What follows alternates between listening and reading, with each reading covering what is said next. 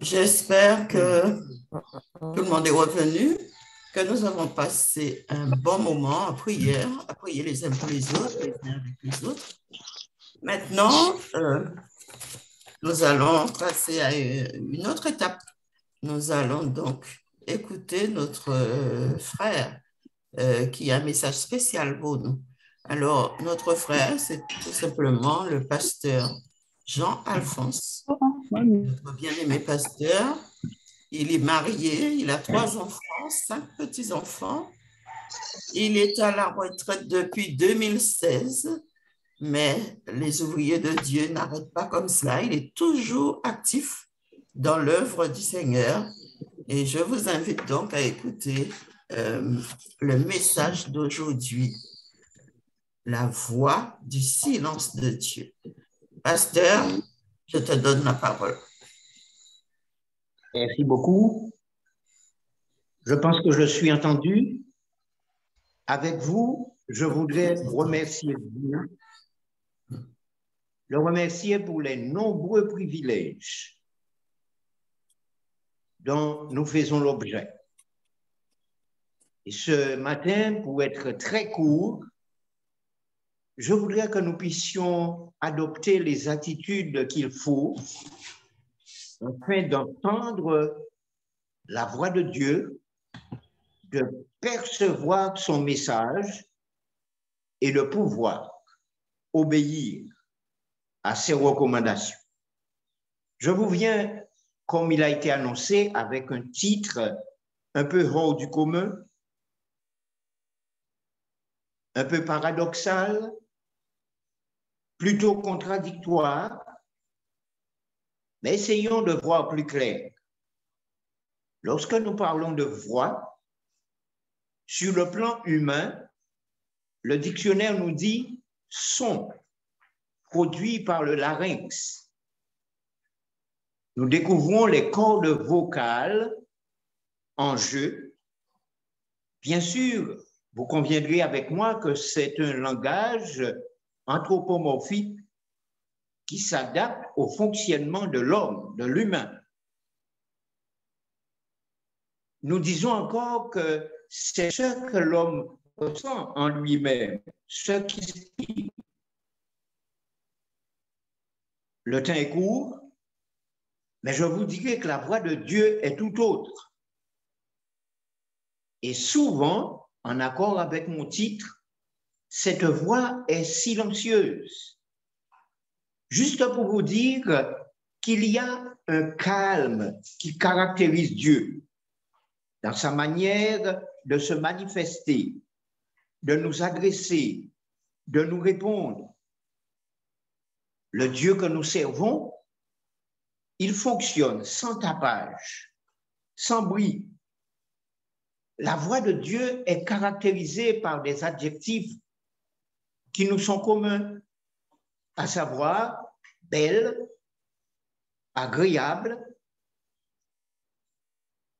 La voix de Dieu, lorsqu'elle se manifeste dans notre vie, nous en sortons comblés, soulagés, guéris. Et c'est ce que nous souhaitons ce matin. Si nous avions du temps, ce serait le témoignage de plus d'un, comme pour dire au monde que notre Dieu n'est jamais muet. Il se manifeste toujours. Quels sont les moyens que Dieu utilise? Premièrement, la nature. Et je garde en mémoire un poème que j'ai appris lorsque j'étais encore au collège. La nature est un temple où de vivants piliers laissent parfois sortir de confuses paroles. Mais nous nous ramenons. La nature, c'est ce livre accessible à tous. Et là, nous découvrons que Dieu y réside. Ceci nous ramène à l'origine, dans le jardin d'Éden, pour être court et retrouver Adam et Ève. Dieu leur parle, Dieu se manifeste. Dieu parle, je le précise, avec un calme relatif.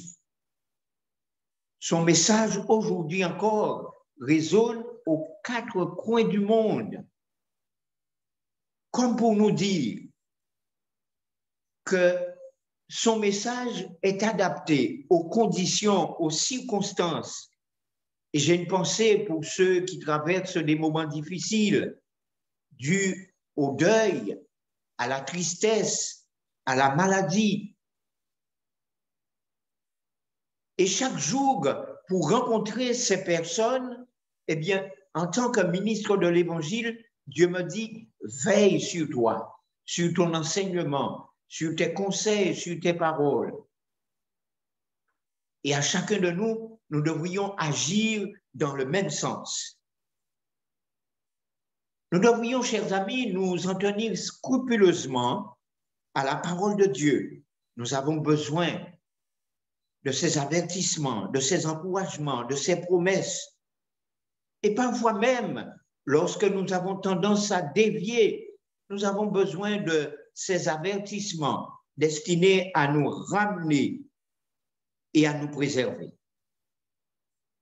Que Dieu vous vienne en aide, qu'il vous bénisse au cours de cette journée. Il reste, chers amis, et demeure un soutien pour ceux qui le cherchent. Prompt est-il à nous communiquer sa grâce, son amour, son pardon, sa compassion. Des hommes aussi fragiles que nous, empreintes aux doutes, aux erreurs. Je veux parler des disciples, et la liste serait longue. Les plus connus, Pierre, Jacques, Jean, ont eu l'heureux privilège de vivre ce que nos jeunes diraient en live. Ils ont vécu en présence de Dieu. Ils ont expérimenté la grâce transformatrice. Et aujourd'hui, le même Dieu reste à notre disposition. Comme le dit mon titre, sa voix peut paraître silencieuse. Il se peut qu'il ne se soit pas manifesté. Mais je touche un dernier point qui pourrait être long, mais nous essaierons de faire court. Dieu s'adresse d'une manière générale à travers la conscience. Qu'est-ce que c'est? Eh bien, en accord avec ce que nous avons comme outil, nous, théologiens, nous découvrons que l'Ancien Testament n'a pas de mot pour conscience.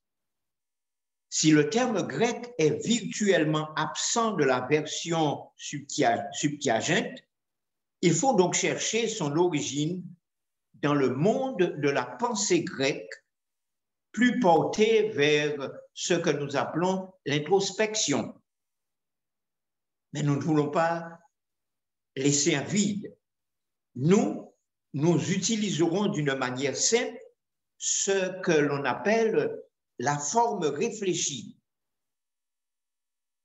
Si vous me suivez, je vous invite à être avec vous-même, être avec toi-même.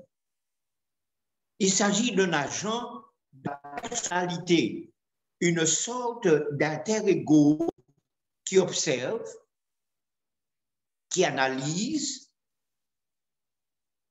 qui prend des décisions et qui, à travers des expériences vécues, est capable de rendre témoignage ce qu'il a vu, ce qu'il voit, ce qu'il vit. Nous mettons de côté toute philosophie et chacun a le privilège de dire exactement ce qu'il vit, ce qu'il expérimente avec Dieu. Donc, je vous invite, moi le premier, à une prise de conscience. Qui suis-je? Que suis-je? Comment je vis? tout cela doit me pousser à dire quelque chose, à m'exprimer, à donner un témoignage moral. Qui suis-je exactement? Toutefois, sans sonner contradictoire, Dieu me met en garde. Dieu te met en garde. Évitons de nous donner bonne conscience. Refusons l'orgueil. Réfutons cet orgueil qui est en nous. Peu de gens réalisent que c'est un devoir de contrôler leurs pensées, leur imagination. Et alors, le temps est court, mais je vous recommande le texte d'Hébreux au chapitre 3 et le verset 8. Et après avoir lu, je vous laisse le soin. Dieu nous appelle à acquérir un caractère d'une perfection divine. Et alors que nous nous efforcerons de satisfaire aux exigences du ciel, nous serons stimulés. Notre esprit sera équilibré. L'inquiétude de notre âme s'évanouira dans le repos du Christ. Et je dis Amen.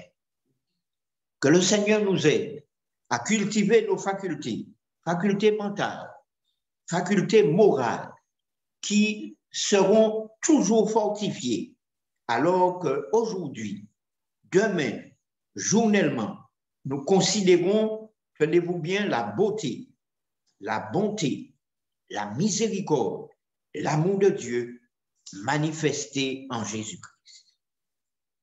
Invitez son nom à changer radicalement le cours de nos pensées, de nos actions, si réellement nous voulons sa voix silencieuse s'adresse à toi, à moi. Sa voix est source de vie pour ceux qui l'écoutent et font de leur mieux pour lui obéir. Si nous pensions à Dieu, chaque fois qu'il nous donne des preuves de sa tendre sollicitude, alors il serait constamment dans nos pensées et nous prendrions tout notre plaisir à le louer. Mon ami, reste à l'écoute. Il prendra plaisir, dans le calme, à se manifester. Et de quelle manière? D'une manière agréable, apaisante. Nulle voix ne lui est comparable. Excellente journée. Que Dieu te garde, qu'il te bénisse. Dieu est plus haut que nos problèmes. Amen. Je vous souhaite une bonne journée et que Dieu vous bénisse. Amen. Amen. Amen. Merci beaucoup, pasteur, pour ton intervention qui nous fait du bien. Maintenant, est-ce que tu voudrais faire une prière finale pour clôturer ce moment? Oui, il n'y a pas de problème. Nous prions. Notre Père, notre Dieu,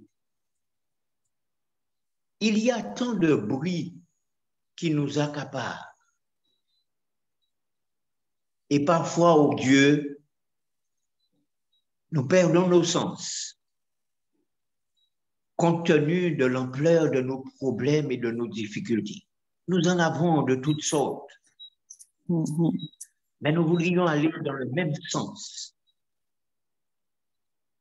en te remerciant pour le soin que tu portes à ton Église, et nous vous souhaiterions que tous ceux qui t'appartiennent puissent rester dans l'arche, car l'Église nous confère une parfaite sécurité.